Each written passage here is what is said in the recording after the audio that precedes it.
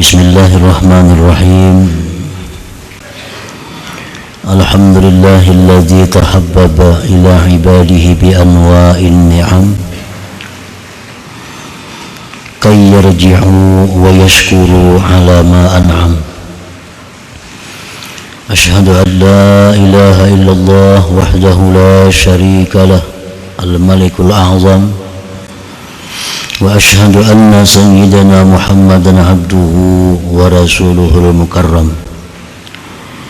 Allahumma salli wa sallim ala sayyidina wa maulana Muhammadin al-mu'azzam wa ala alihi wa sahbihi wa dhurriyyatihi wa atba'ihi ila yaumin nadam.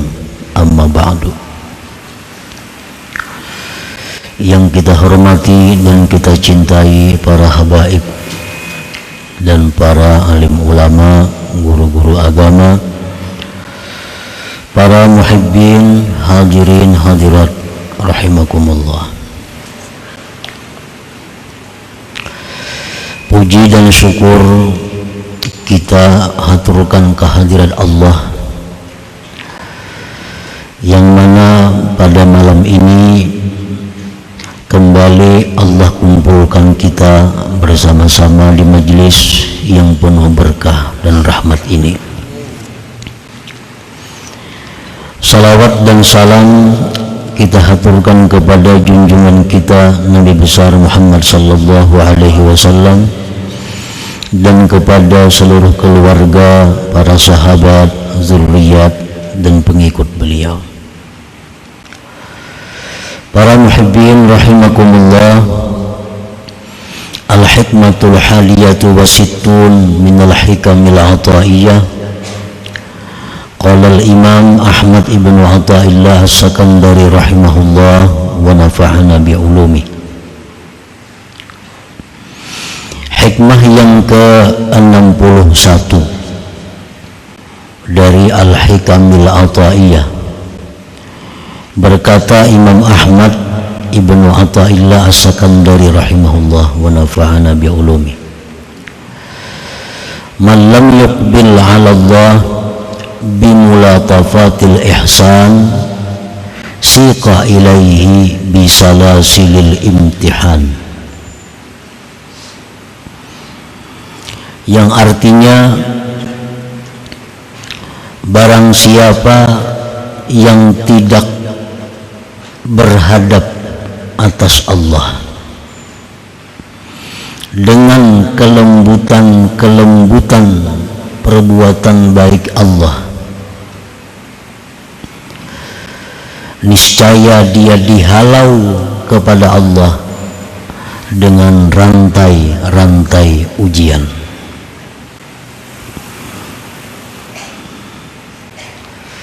Itulah terjemah daripada hikmah yang ke-61 ini.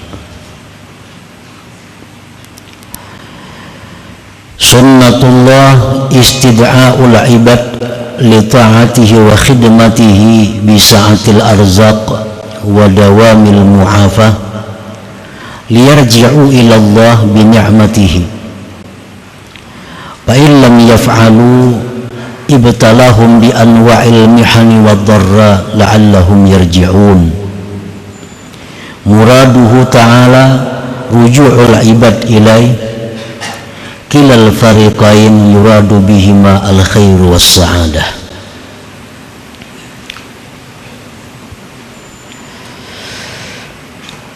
Penjelasan daripada hikmah yang ke-61 tadi. Bermula sunnatullah,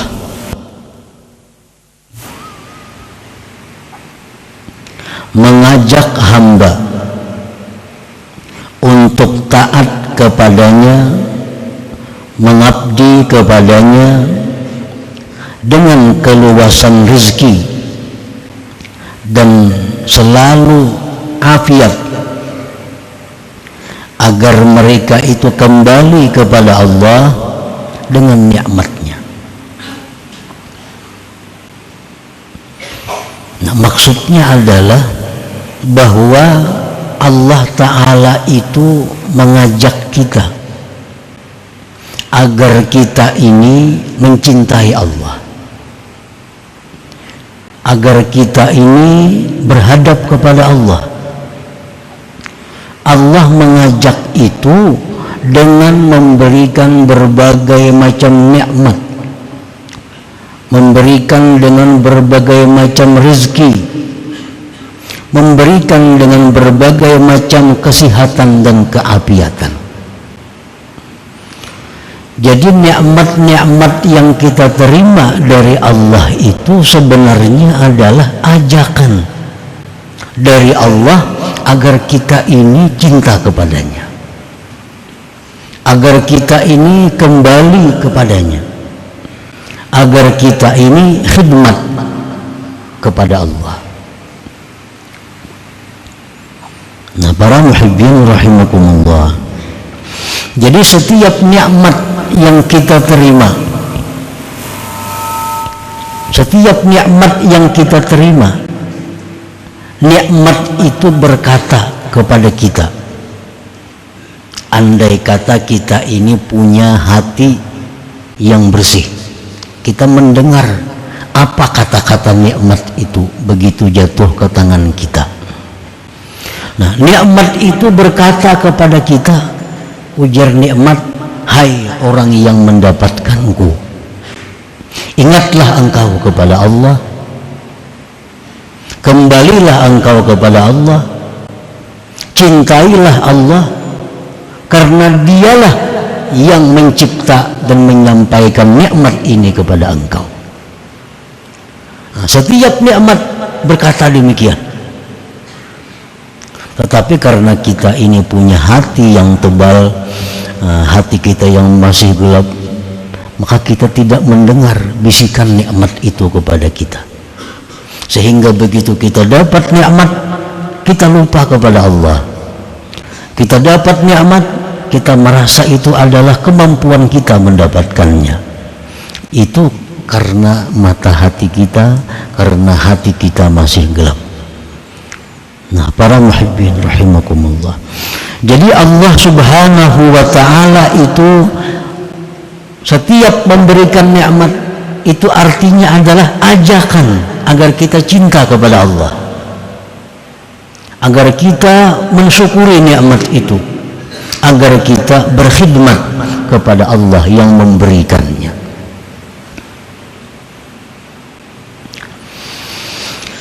Fa'in lam yaf'alu, apabila mereka tidak memperbuat, dapat nikmat tapi mereka lupa kepada Allah,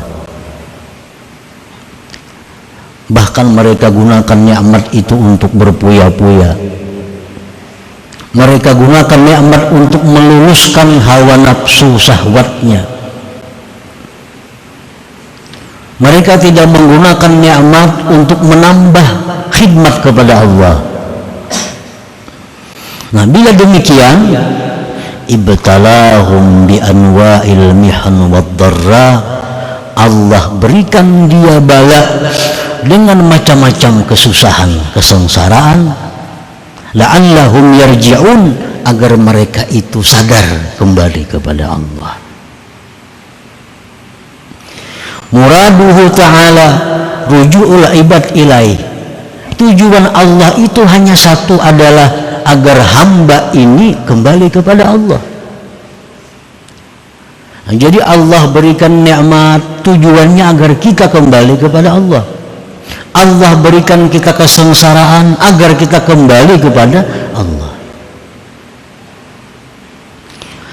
Kedua-dua kelompok tadi adalah orang-orang yang dikehendaki Allah kebaikan dan keberuntungan. Ini si Fulan. Nah, Fulan ini diberi Allah nikmat luar biasa, nikmat luasnya, rezeki melimpah ruah, siang malam datangan rezeki, lawang bakunci dikata kurang daripada luasnya rezeki ini diberikan Allah. Tetapi orang ini kadang menjadikan nikmat itu sebagai alat untuk ingat kepada Allah. Nah, karena Allah sayang orang ini, Allah tarik nikmat itu, Allah tarik nikmat sehingga dia sengsara, sehingga dia menderita. Nah, dengan itu dia sadar, dia akhirnya kembali kepada Allah. Nah, jadi ada dua golongan manusia. Ada golongan manusia yang tanpa dipaksa dia sadar, dapat nikmat ingat kepada Allah, dapat nikmat dia tambah taatnya kepada Allah. Ini orang yang sadar. Ada orang yang tidak sadar, tetapi Allah menghendaki baik, orang ini ditarik Allah nikmatnya, disengsarakan oleh Allah agar dia selalu ingat kepada Allah Subhanahu wa ta'ala. Nah, para muhibbin rahimakumullah, ada orang waktu sihat kuat lupa kepada Allah, sembahyang kada, atau kadang-kadang sembahyang halal haram kada tahu halal haram, yang penting diambilnya waktunya sihat. Nah, begitu orang ini sakit stroke umpamanya, nah, kada kau lagi sudah stroke nih tuh, di kursi roda berjalan lagi. Lalu orang ini jadi selalu ingat kepada Allah. Begitu dia stroke, orang ini selalu ingat lawan Allah, zikir pekerjaannya.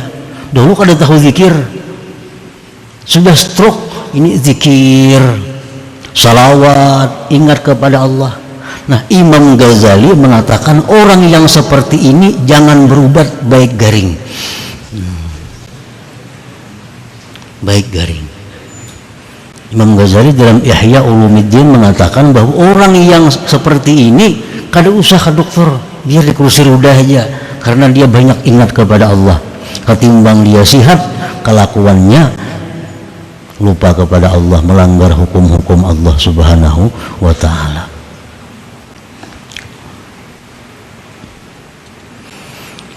Nah, orang yang kada disayangi Tuhan itu, orang yang kada disayangi Tuhan, yang kada dikehendaki Tuhan, orang ini ahli keberuntungan surga.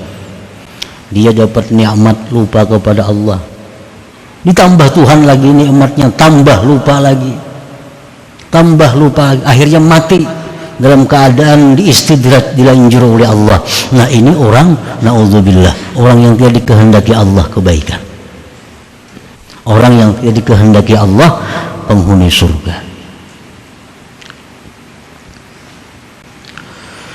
Qaumun basatallahu alaihimun ni'am wa sarafa anhumul balaya wan niqam wa razaqahumus sihhata wal afiyah wa amaddahum bil amwal wal afiyah fasyakaru wa tashawwaqu ila ma'rifatil mun'im biha fakanatin ni'am matiyatan lahum ala sayri ila Allah ta'ala. Ada satu kaum, satu kelompok manusia, Allah bukakan atas mereka itu nikmat-nikmat. Allah palingkan, Allah jauhkan dari mereka bala dan penyakit-penyakit. Allah berikan mereka kesehatan, Allah limpahkan mereka harta, mereka bersyukur, mereka rindu kepada mengenali yang memberi nikmat, maka jadilah nikmat itu tunggangan mereka untuk berjalan kepada Allah Subhanahu wa ta'ala. Ada orang-orang yang diberi Allah kesehatan, diberi Allah harta melimpah ruah, dihindarkan Tuhan dari malapetaka, bala bencana. Lalu orang ini menjadikan nikmat tadi, harta benda tadi, dijadikannya kendaraan untuk menuju Allah. Ada kaum seperti itu, ada kelompok manusia seperti itu. Orang ini punya duit banyak, duit digunakannya untuk sabilillah. Orang ini punya kendaraan banyak, kendaraannya digunakannya untuk sabilillah. Jadi harta benda nikmat itu hanya tunggangan dia untuk mencapai keridhaan Allah. Ada hamba Allah yang seperti itu. wa qaumun amaddahum bin ni'am wa basata lahum tilmal wal afiyah wa sarafa anhum an-niqam fashaghalahum dhalik an-nuhuda wal iqbala 'ala Allah fasalaba dhalika minhum wa daraba bihim bil balaya wal mihan fatayaqqaza wa aqbala 'ala Allah. Ada pula satu kelompok manusia yang diberi Allah nikmat, diluaskan harta bendanya, disihatkan, dijauhkan penyakit bala bencana, maka yang demikian itu membuat dia sibuk daripada taat. Yang demikian itu membuat dia lupa kepada Allah. Allah cabut daripada mereka itu nikmat-nikmatnya tadi. Allah datangkan bala bencana kepadanya, maka akhirnya dia jaga, akhirnya dia sadar dan berhadap kepada Allah, berkhidmat kepada Allah subhanahu wa ta'ala. Ada juga kelompok manusia nangka itu yang sudah diajar Tuhan hanya sadar, sudah diajar Tuhan, tangan kalau kau bergerak lagi sebelah, mata kalau melihat lagi sebelah, betis kalau kau lagi berlangkah sebelah diambil Tuhan, hanya sadar bahwa aku ini keliru, lalu dia bangkit, dia beribadah kepada Allah. Nah, ada juga kelompok manusia seperti itu. Dan yang pertama, yang kedua ini adalah orang-orang yang beruntung, orang-orang yang disayang Allah, orang-orang yang dikehendaki Allah al-khair was sa'adah, kebaikan dan keberuntungan. Mana hakunnya antara dua itu? Mana hakunnya? Ada orang yang dipukuli dahulu berbiru-biru, hanyar mengaku. Ada orang yang diberi makani, dinyamani, mengaku nyaman itu, apa yang berbiru-biru itu.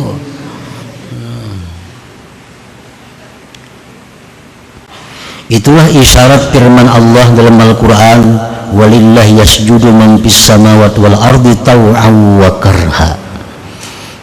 Artinya di muka bumi ini ada orang-orang yang taat kepada Allah dengan sukarela, ada orang yang taat kepada Allah dipaksa.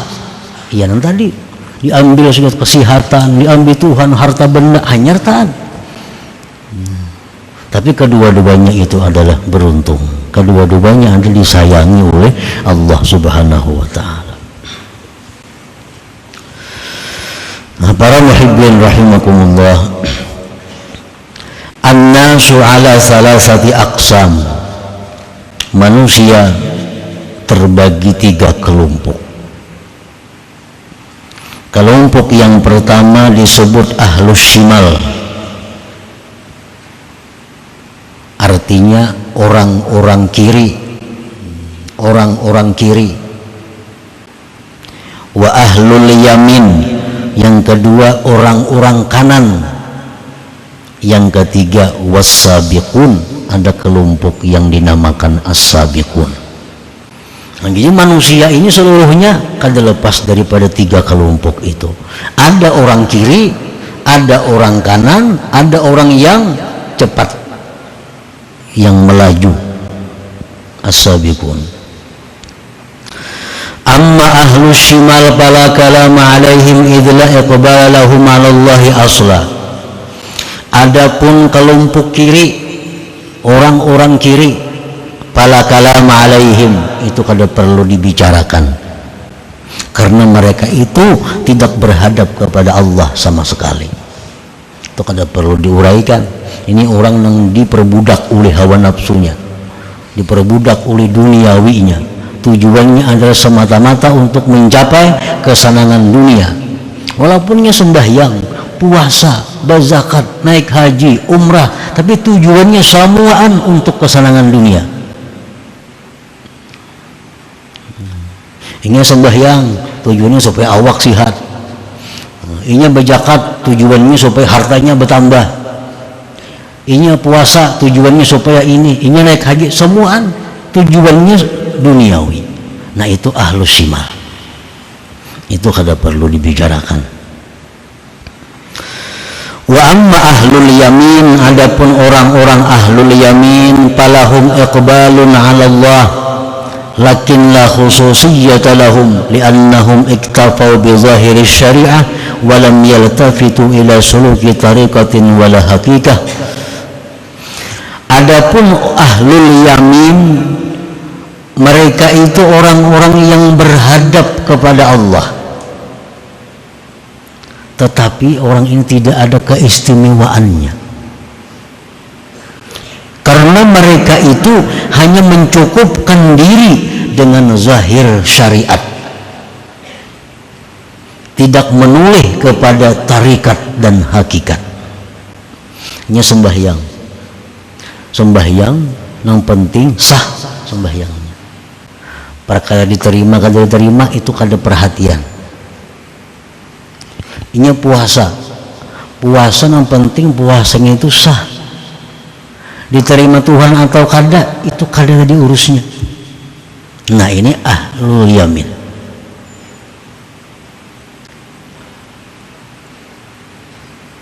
Ini kada menggali sembahyang itu kayak apa cara supaya murni bersih.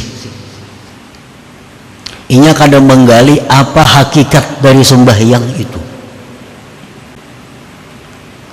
Kan sembahyang itu ada tarikah, sembahyang itu ada caranya agar sembahyang ini menjadi sembahyang yang sampai kepada Allah. Sembahyang itu ada hakikatnya, yang bila mana kita mengetahui hakikat sembahyang, kita akan menjadi orang yang dekat dengan Allah. Nah, hakikat sembahyang, Nabi paling rajin sembahyang, sahabat rajin-rajin sembahyang. Nah, mereka itu sembahyang adalah mengetahui hakikatnya. Salah satu hakikat sembahyang itu adalah tanha anil fahsya wal munkar. Nah, sembahyang itu salah satu hakikatnya adalah mencegah seseorang dari perbuatan buruk, perbuatan mungkar. Itu sembahyang. Sembahyang itu hakikatnya adalah agar kita ini mencegah kemungkaran, menyuruh kebaikan. Nah, menyuruh kebaikan, mencegah kemungkaran itu adalah akhlaknya Allah. Akhlaknya Allah. Kan Allah tuh mengajak kita kebaikan. Allah mengajak kita untuk berbuat baik, menjauhi yang mungkar. Nah, kalau kita sembahyang itu dengan benar, maka hakikat sembahyang itu akan menjadikan diri kita ini mencegah yang mungkar, menyuruh yang ma'ruf. Berarti akhlak kita ini berdekatan dengan akhlaknya Allah Subhanahu wa ta'ala. Itu salah satu hakikatnya sembahyang. Sembahyang itu sendiri kadang mendekatkan kita kepada Allah. Sembahyang itu sendiri kadang mendekatkan kita kepada Allah. Yang mendekatkan kita kepada Allah adalah hakikat sembahyang itu, menjadikan diri kita ini berakhlak sama dengan akhlaknya Allah. Nah, orang ahlul yaminnya kada tahu urusan itu. Pentingnya sembahyang, pentingnya puasa, nya kada tahu hakikat itu macam apa, kada tahu. Nah, orang ahlul yamin ini walaupun berhadap kepada Allah, tapi tidak ada khususiyah, tidak ada keistimewaan bagi mereka. Wa ammas sabiqun, adapun orang-orang sabiqun. Nah, ini yang kita bicarakan. Orang-orang sabiqun ini ala kismain, dua macam. Kismun aqbala 'ala Allah bin ni'am fastaka ila ma'rifatil mun'im faja'ala an-ni'ama wasilatan ila al-wusul fa'ahabbahu wa arrafah. Yang pertama adalah orang-orang yang berhadap kepada Allah, beribadah kepada Allah dengan nikmat. Dengan nikmat. Dia menerima nikmat-nikmat Allah setiap hari. Lalu dia rindu, hendak tahu siapa yang memberi nikmat ini. Pastaqa ilal mun'im. Dia rindu kepada yang memberi nikmat. Tiap hari memberi nikmat. Lalu inya rindu, hendak tahu siapa yang memberi aku nikmat tiap hari ini. Nah, maka dia jadikan nikmat itu adalah perantara dia untuk sampai mengenali Allah. Maka fa'ahabbahu wa arrafah, maka orang ini dicintai Allah dan Allah berikan dia ma'rifat. Nah, ini sabikun ngarannya, kelompok sabikun. Orang yang merasakan nikmat ini setiap hari datangnya dari Allah, lalu dia hendak tahu lawan Allah itu kayak apa caranya supaya tahu lawan Allah. Dia jadikan nikmat-nikmat itu kendaraannya untuk mengenali Allah. Akhirnya Allah cinta kepadanya dan Allah berikan ma'rifat kepadanya. Nah, itu golongan ashabul as-sabiqun yang pertama. Wa qismun aqbala 'ala Allah bi dhurubil balaya wal mihan faja'ala as-sabra 'alaiha war ridha wasilatan fa ahabbahu wa arrafa. Sabikun yang kedua, orang yang berhadap kepada Allah melalui bala bencana, melalui penyakit-penyakit. Diberikan Allah bencana harta, diberikan Allah penyakit, maka dia sabar. Dia sabar dan dia ridha. Maka dia jadikan sabar dan ridha itu wasilah dia untuk mendapatkan dari Allah. Fa'ahabbahu wa arrafah, maka karena dia sabar, karena dia ridha dengan bala bencana, dengan penyakit dan sebagainya, Allah cinta kepadanya dan Allah berikan pula ma'rifat kepadanya. Nah, itu as-sabiqun juga ngarannya. Nah, para muhibbin rahimakumullah, jadi kesimpulannya bahwa yang ingin kita capai adalah menjadi orang-orang yang sabiqun. Tujuan kita yang pertama agar kita itu ma'rifat kepada Allah melalui nikmat-nikmat yang diberikan Allah. Kalau itu kada mampu, jalan yang kedua kita ma'rifat kepada Allah melalui bala bencana, penyakit dan malapetaka. Yang penting intinya adalah fa'ahabbahu wa arrafah, Allah cinta kepada kita dan Allah berikan ma'rifat kepada kita, baik jalan nikmat atau jalan nikmah, jalan bencana atau malapetaka.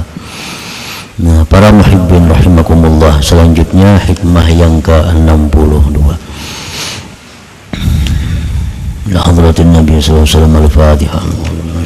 Bismillahirrahmanirrahim. Iyyaka na'budu wa iyyaka nasta'in ihdinas siratal mustaqim siratal ladzina an'amta 'alaihim ghairil maghdubi 'alaihim. Ya Allah biha ya Allah biha ya Allah bi husnil khatimah ya Allah biha ya Allah biha ya Allah bi husnil khatimah ya Allah biha ya Allah biha Allah bi husnil khatimah ya ayyuhal wajhul minhu syafa'atan sallu alaihi wa sallimu taslima. Allahumma salli wa sallim